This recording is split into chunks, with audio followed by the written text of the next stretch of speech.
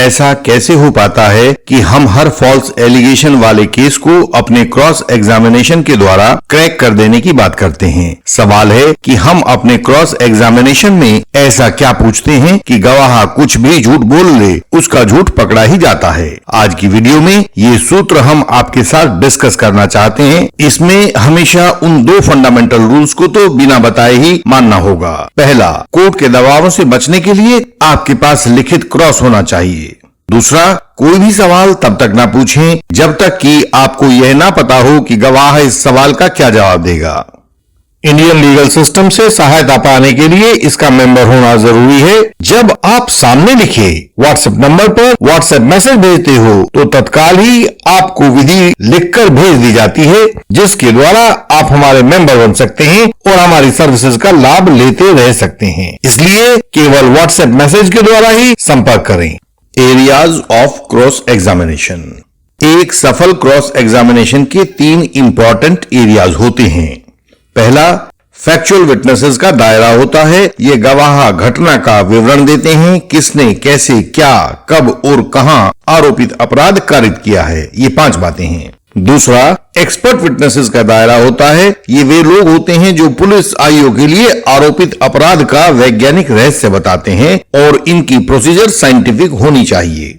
तीसरा, police witnesses का दायरा होता है। ये अपराध की जांच करते हैं, अतः इनके सब काम केवल प्रोसीजरल लॉ के तहत होने चाहिए, जैसे कि हमारा क्रिमिनल प्रोसीजर कोड है, और उनमें सभी कामों में आपस में कारण कार्य का संबंध होना चाहिए। यह जो आपको बताया गया है यह केवल एक फॉर्मल इंट्रोडक्शन नहीं है, लंबे अनुभव का निचोड़ है। इनमें से प्रत्येक शब्द या वाक्य के ऊपर पूरे निबंध लिखे जा सकते हैं, तो इन्हें आप चाहें तो 3 बातों को वीडियो को पॉज करके दोबारा देख सकते हैं। हम डिस्कस करते हैं फैक्चुअल विटनेसेस को। फैक्चुअल विटनेसेस वे होते हैं जो तथ्यों के बारे में बताते हैं। इनमें भी 2-3 तरह के होते हैं, या तो चश्मदीद गवाह होते हैं या सर्कमस्टांशियल गवाह होते हैं। चश्मदीद गवाहों यानी कि आई विटनेसेस वाले केसेस में गवाह आरोपी को व अपराध को देखने का दावा करता है, अतः किसने क्या किया, कैसे किया और क्या किया वाले सवाल उतने महत्वपूर्ण नहीं रह जाते हैं। यह बयान की शुरुआत यहीं से करता है कि रामधन ने गौरी शंकर को लाठी से मारकर सिर फोड़ दिया।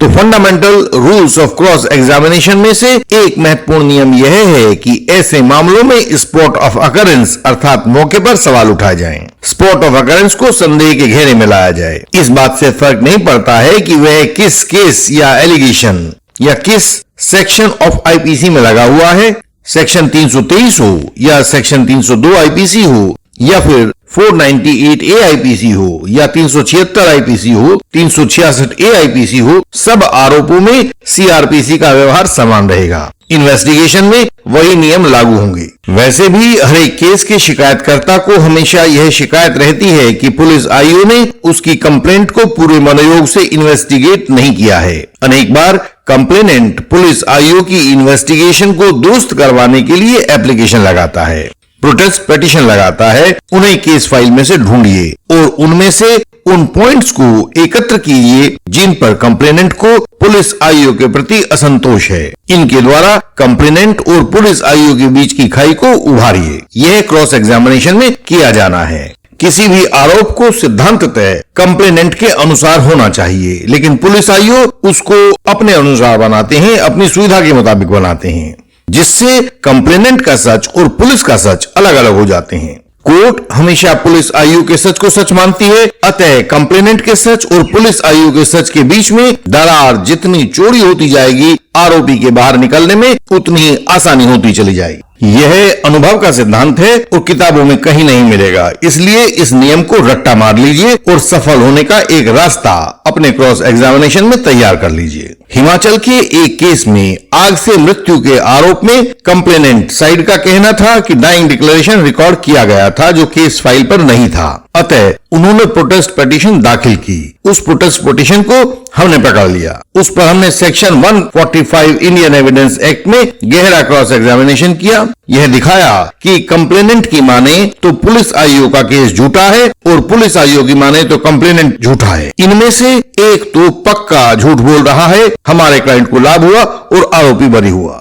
अतः हमेशा यह ढूंढें कि खुद कंप्लेनेंट ने पुलिस आईओ केस की लाइन में कहां-कहां पंक्चर कर दिया है। अपने क्रॉस एग्जामिनेशन के द्वारा उन सुराखों को बड़ा करिए, चौड़ा करिए, अपने बरी होने का गेट बना लीजिए। दूसरी प्रकार के विटनेस एक्सपर्ट विटनेसेस होते हैं। 90% से अधिक एक्सपर्ट विटनेसेस एक पैरानोइया या कहें तो खुद को लेकर विद्वता की एक भ्रांति के शिकार रहते हैं। और भ्रांति यह है कि उनसे अधिक एक एडवोकेट उस विषय पर क्या जानेगा। इस पैरानोइया या भ्रांति का लाभ उठाएं। डेथ बाय बर्निंग का केस था। Trachea was found congested but no traces of carbon blackening inside the trachea। हमने पॉइंट को पकड़ लिया था। हमने थोड़े क्रॉस के बाद डॉक्टर से पूछा कि डॉक्टर साहब कोर्ट को समझाएं कि मृतक आग लगे कमरे में जलकर मर गया है। उसके भीतरी अंग गर्मी में उबल गए हैं, लेकिन सांस के साथ धुआं अंदर नहीं गया है। जरा समझाइए कोर्ट को कि ऐसा कैसे हो सकता है। और साथ में हमने उस डॉक्टर को एक सजेशन दे दिया कि आपने पैसे लेकर गलत पीएम रिपोर्ट बनाई है। पीएम रिपोर्ट के डॉक्टर को समझ आ गया कि एडवोकेट से लोग बात क्यों उलझना नहीं चाहते हैं। उसके बाद तो पूरे क्रॉस एग्जामिनेशन के दौरान वह हमारा पालतू बना रहा। जो बोलो सब सच सच बोलेगा। Forensics, postmortem, serology, mobile computer extraction, ballistic parameters, इनमें से हर एक बात की स्टैंडर्डाइज्ड प्रोसीजर होती है। यदि इस स्टैंडर्डाइज्ड प्रोसीजर में से कुछ भी छोड़ा गया तो उसका परिणाम भरोसे के लायक नहीं रह जाता है। आप उस स्टैंडर्डाइज्ड प्रोसीजर को जानिए और देखिए कि आपके एक्सपर्ट विटनेस ने उसमें कहां-कहां नियम को भंग किया है। कई बार अनेक सीखदार जज सजा करने की झोंक में इन बातों को दरकिनार कर देते हैं, लेकिन ऊपर वाली कोर्ट्स उसको नोट करती हैं। आपने देखा होगा अभी छावला रेप केस में सुप्रीम कोर्ट ने कैसे फोरेंसिक रिपोर्ट्स को उधेड़कर उसकी बखिया उधेड़ दी थी। उस वीडियो का लिंक नीचे डिस्क्रिप्शन में दिया गया है, आप उस वीडियो को स्वयं देख सकते हैं। किसी भी एक्सपर्ट विटनेस को क्रॉस करने का मूलभूत नियम है कि उस विषय, उस केस और उस रिपोर्ट पर एक्सपर्ट विटनेस के टीचर बन जाइए। तैयारी गवाह के क्रॉस की नहीं कीजिए, बल्कि उसको पढ़ाने की कीजिए। आप नहीं कर पा रहे हैं तो किसी सीनियर से, दूसरे एक्सपर्ट एडवोकेट से पूछिए कि इस एक्सपर्ट विटनेस को कैसे क्रॉस किया जाए। कहीं से सहायता ना मिले तो इंडियन लीगल सिस्टम से सहायता मांगिए, यहां से तो अवश्य ही सहायता आपको मिलेगी। तीसरे प्रकार के विटनेसेस होते हैं पुलिस विटनेसेस।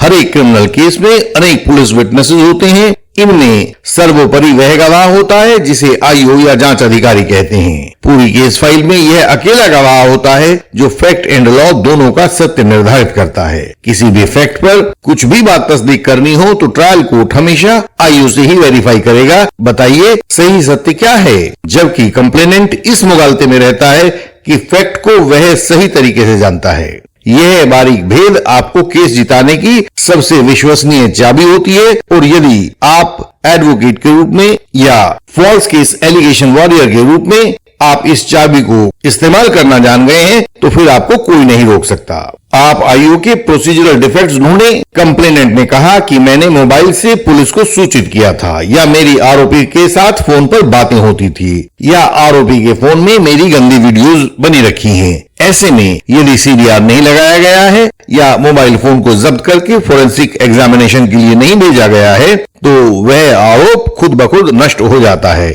उसे आईओ ने ही नष्ट कर दिया है। दहेज के केसेस में दहेज के सामानों के लिए बैंक से पैसे की निकासी या कहीं से उधार दिया गया हो उसका रिकॉर्ड, दहेज के सामान की खरीद की रसीदें, उनकी ढुलाई दुकान से घर तक वगैरह, ये सब रिकॉर्ड पर नहीं है तो समझिए पुलिस आईओ का आरोपी के लिए यह कानूनी आशीर्वाद है कि भगवान आपको केस जिता दे। आरोपी के ऊपर अश्लील व्हाट्सएप मैसेजेस का आरोप है तो उसके लिए व्हाट्सएप कंपनी का कोई नोडल अफसर होना चाहिए जो प्रूव करे कि हाँ यह मैसेज व्हाट्सएप के जरिए या व्हाट्सएप ने मोबाइल ए से मोबाइल बी तक भेजा था या ट्रांसमिट किया था। यह ठीक वैसे ही होना चाहिए जैसे एसएमएस के लिए सर्विस प्रोवाइडर से एक नोडल अफसर आता है और प्रूव करता है कि कोई एसएमएस उसकी सर्विस के द्वारा मोबाइल ए से मोबाइल बी तक ट्रांसमिट हुआ था। कभी भी किसी भी केस में आज तक व्हाट्सएप कंपनी का कोई नोडल अफसर नहीं बुलाया गया है, अतः व्हाट्सएप मैसेजेस को कभी भी कानूनी तरीके से प्रूव नहीं किया जा सकता है। यह आप लोगों के लिए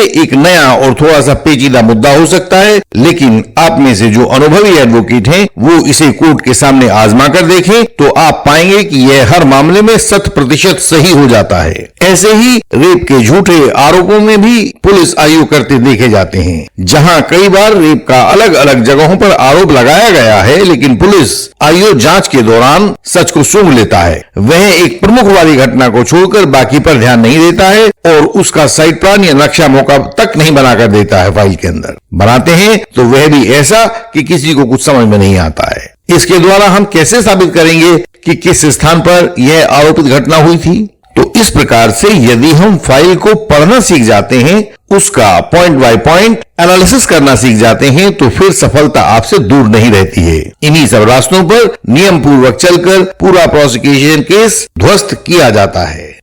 आप फॉल्स एलिगेशन वॉरियर्स हो या यंग एडवोकेट कॉलीग्स हो, हम अपने डिस्टेंस एडवोकेसी के द्वारा आपको कोर्ट केसेस में सही रास्ता दिखा सकते हैं। आपके क्रॉस एग्जामिनेशन, एप्लीकेशन, फाइलिंग आदि को तैयार कर सकते हैं तथा electronic evidence, FSL experts, DNA reports आदि का रहस्य खोल सकते हैं। एप्लीकेशन अंडर सेक्शन 91, 207 या 311 CRPC के लिए आपको रास्ता दिखा सकते हैं। हमारी हर एक वीडियो में आपके लिए कोई न कोई सफलता का सूत्र छिपा हुआ है। अधिक जानकारी के लिए हमारी वेबसाइट www.indianlegalsystem.org पर जाकर आप अपने सरल भाषा में यह सब जानकारी पा सकते हैं। हमसे व्हाट्सएप मैसेज द्वारा संपर्क करें, मेंबरशिप लें और सहायता पाएं। आपसे फिर मुलाकात होगी, तब तक के लिए प्रणाम।